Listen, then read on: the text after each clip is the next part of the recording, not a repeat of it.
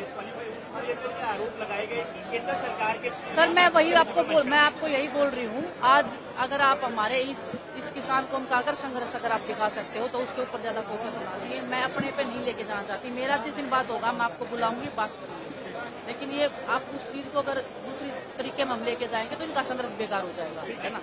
तो आप सब आ रहे हो यहाँ पे, आप लोग इनको कवर कर रहे हो, मेरे लिए बहुत बड़ी खुशी की बात है कि आप लोग साथ दे रहे हो।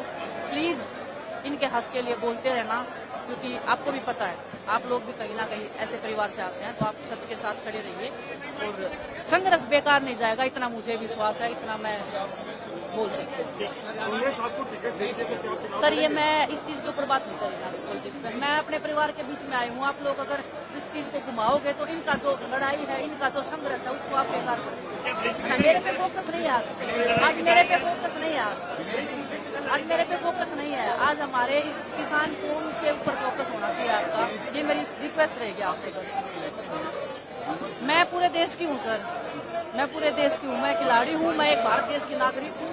किस स्टेट में इलेक्शन है उससे मेरा कोई मतलब नहीं रहता है कभी भी। मेरे को बस एक ही पता है कि मेरा देश का नुकसान हो रहा है, मेरे देश के जो किसान है वो परेशान है, उनकी समस्याओं का हल होना चाहिए और सरकार की फर्स्ट प्रायोरिटी ये होनी चाहिए कि इनका हल होना चाहिए।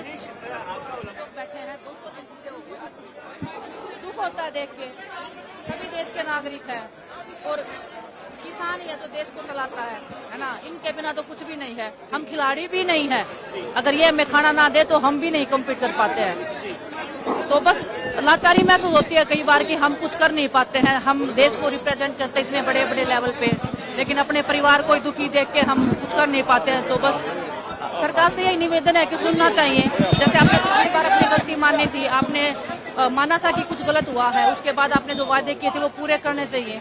और ऐसे मतलब हमारा देश ऐसे उन्नति नहीं करेगा, अगर हमारे अपने लोग ऐसे सड़कों पे बैठे रहेंगे तो देश को भी नुकसान होता है इस चीज से। आपको लगता है कि 200 दिन जैसे पूरे हो गए, लगातार किसान मांग कर रहे हैं अपनी मांगों की बात करने के लिए, अभी तक इनकी मांगों को सुना भी नहीं गया, गौर भी नहीं किया। वही बहुत दुख की बात है, वही बहुत दुख की बात है कि 200 दिन हो गए हैं अभी भी बैठे हैं, लेकिन हौसला देख के मुझे ऐसे लग रहा है कि हौसला जू का तो है ना। जब लंबा कोई आंदोलन चलता है तो लोगों में एक उम्मीद टूटने लग जाती है, क्योंकि हम ऐसी जगह से निकले, जब हम दिल्ली में बैठे थे तो हमारे भी हौसले ऐसे होते था कि पता नहीं कब मानेंगे, है ना। लेकिन हौसला देख के ऐसे लग रहा है कि आज पहला ही दिन है, हमारे परिवार को लड़ना आ गया है, शायद उनको पता लग गया है कि अगर उनको अपना हक चाहिए तो मेरे ख्याल से उनको सड़क पे आना पड़ेगा, उनको लड़ना पड़ेगा। और इन्हीं से देख के हमें भी मतलब बहुत हौसला मिला था कि हमें लड़ना सिखाया था, अपने हकों के लिए लड़ना सिखाया था, सच्चाई के लिए बोलना सिखाया था।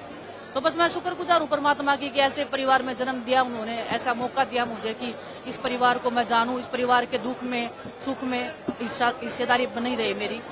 तो बस वही है कि विधानसभा चुनाव भी है हरियाणा में, सर मैं जो चल रहा है उसका असर सीधा तौर पर मुझे नहीं पता पॉलिटिक्स का, जुड़ा हुआ मुद्दा है, जो है वो काफी ज्यादा नाराज चल रहा है। मुझे पॉलिटिक्स का इतना नॉलेज नहीं है, सच्चाई बता रही हूँ, कभी इतना उसमें डीप में गई नहीं हूँ। आप खेलों की पूछोगे तो मैं बता सकती हूँ, लेकिन हर जगह पे किसान है ना, वो अगर नाराज है तो आपको वो खिलाड़ियों पे भी नुकसान होता है। अगर वो हमें खाना नहीं देंगे, मैं वही बोल रही हूँ, अगर वो हमें खाना नहीं देंगे तो हम कैसे कॉम्पीट करेंगे।